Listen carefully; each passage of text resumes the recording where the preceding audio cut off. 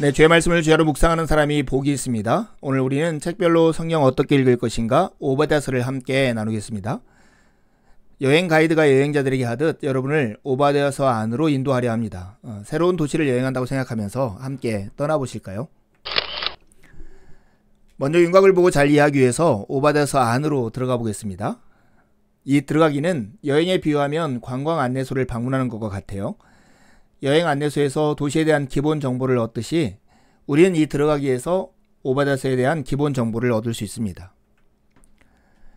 오바댜라는 이름의 뜻은 하나님을 섬기는 자라는 의미입니다.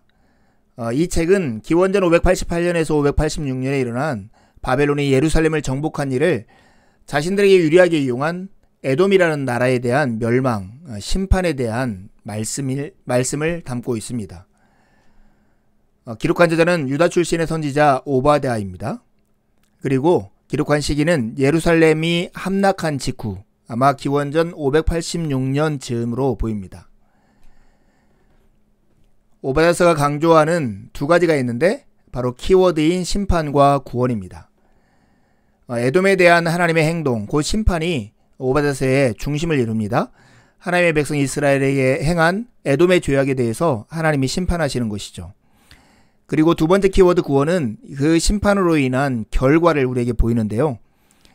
스스로 천하무적이라고 생각하던 자들이 당할 패배와 주의 날에 이루어질 하나님의 백성인 이스라엘의 구원과 회복을 이 책이 담고 있습니다. 주님의 날 하나님의 심판이 이루어지면 원수들은 패배하고 하나님의 백성들은 구원을 얻는 일이 일어나는 것이죠.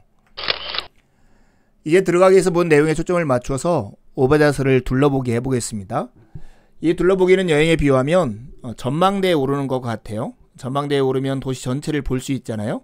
그런 것처럼 우리는 오바댜서 내용을 전체를 한눈으로 살펴보려 합니다.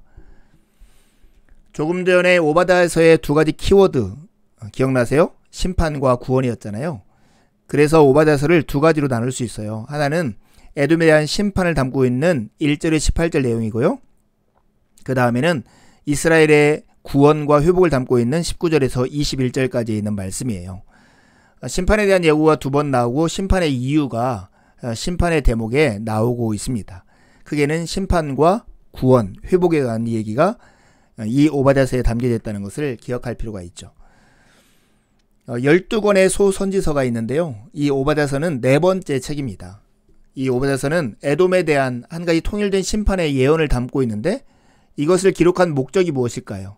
이것은 이스라엘 멸망으로 인해서 민족적 비극의 여파로 고통을 당하고 있는 유다 사람들을 위로하려고 들려주신 말씀입니다. 이제 들어가기 위해서 본 강조점에 초점을 맞춰서 오바댜서 안에 있는 몇 가지를 주목하려 해요. 주목하기는 여행에 비유하면 박물관에 가는 것과 같습니다. 박물관에 가면 도시의 역사와 문화, 나아가 그 도시가 중요하게 생각하는 것을 엿볼 수 있잖아요. 우리는 이 주목하기에서 오바댜서의 역사문화적 배경과 신학들을 대략 볼 수 있을 것입니다. 우리가 첫 번째 주목할 것은 에돔이라는 나라예요. 그 나라는 이스라엘의 가장 끈질긴 적이었습니다. 두 형제 국가인 남쪽 유다와 북이스라엘의 가장 끈질기고 나쁜 원수하면 바로 이 에돔이었어요. 에돔은 여러분 사해 밑쪽으로 그리고 홍해 위쪽에 위치해 있는데요. 남북으로 120km, 동서로 한 30km의 땅을 가지고 있었습니다. 그런데 이 위치가 중요한 무역로에 있어서 그리고 구리광산이 많아서 매우 부유한 도시였습니다. 원래 에돔이라는 뜻이 불다라는 뜻이고 그래서 에돔이라는 나라가 되었는데 이 나라를 성경은 다른 부분에서는 세일이라고도 부릅니다. 왕정제도가 유다보다 먼저 생겨서 제도화된 나라인 것이죠. 여러분이 에돔이 누구의 후손인지 아시겠어요? 야곱의 형인 에서의 후손이죠. 그런데 이 에돔이 이스라엘을 향해서 저지른 두 가지 큰 죄 때문에 지금 심판을 받고 있는데 그 죄는 지금 남쪽 유다가 멸망하는 그 혼란기를 틈타서 이스라엘을 약탈한 거예요. 그리고 포로에서 도망친 사람들을 잡아 노예로 팔아넘긴 거죠. 형제의 나라가 이렇게 할 수 있을까요? 더 밉보이기 쉽상인 행동을 했던 것이죠. 두 번째는 이 오바댜를 통해서 에돔을 심판하시는 이 심판의 말씀에 담긴 원리들을 우리가 기억할 필요가 있어요. 이방 민족에 대한 심판의 말씀을 읽을 때 필요한 원리들이 여기에 동일하게 적용되기 때문입니다. 누가 심판하시는가? 바로 여호와 하나님, 그분이 심판하십니다. 왜냐하면 이스라엘의 하나님일 뿐만 아니라 여호와는 모든 열방의 하나님이시기 때문이죠. 그 심판의 말씀의 내용이 뭘까요? 이 심판의 말씀의 내용은 아브라함 언약의 저주 부분을 그대로 반영하고 있다는 것이 특징입니다. 심판의 선을 하는 선지자, 그의 역할은 무엇일까요? 선지자가 신적인 전사이신 여호와의 사자로서 지금 거룩한 전쟁에 참여하는 일환으로 심판을 선언하고 있는 것입니다. 이것은 선지서 전체 내에서 심판을 이방 민족에게 선언할 때 동일하게 나타나는 패턴입니다. 세 번째 우리가 주목할 것은 에돔이 심판을 받는 이유예요. 이것이 최종적인 종말론과도 관련되어 있는데요. 에돔이 심판을 받는 이유는 에돔의 행위가 관대함과 자비라는 하나님의 성품에 너무나 철저하게 위배되었기 때문입니다.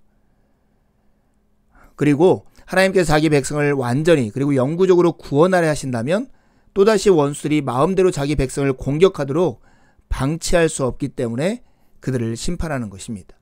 하나님의 성품에 위배되고 당신의 백성들을 회복하고 구원하기 위한 목적으로 심판을 행하시는 것이죠. 여러분, 형제국과 같던 에돔의 공격을 받은 이스라엘의 심정이 어떠했을까요? 에돔의 배반에 대한 이스라엘의 심정을 알려면 여러분 시편 137편을 읽어보십시오. 그러면 그 마음을 여러분이 읽을 수 있을 것입니다. 성경 전체 이야기 속에서 오바댜의 위치는 무엇일까요? 오바댜서는 인간의 죄악을 심판하시는 하나님의 공의와 지상의 권세들에 대한 하나님의 최종적인 승리를 우리에게 상기시켜 줍니다. 여러분, 오바댜서를 펴고 할 수 있는 대로 반복해서 읽으세요. 읽으면서 배우거나 묵상한 것을 기록해 보시고요. 가까운 누군가와 기록한 것을 서로 나누어 보십시오. 다시 한번 강의를 들으면서 내용을 정리해 보시고 읽고 묵상한 내용을 가지고 하나님 앞에 나아가 기도를 드리십시오. 주님의 은혜가 아침 햇살처럼 여러분 영혼 안으로 들어올 것입니다. 감사합니다.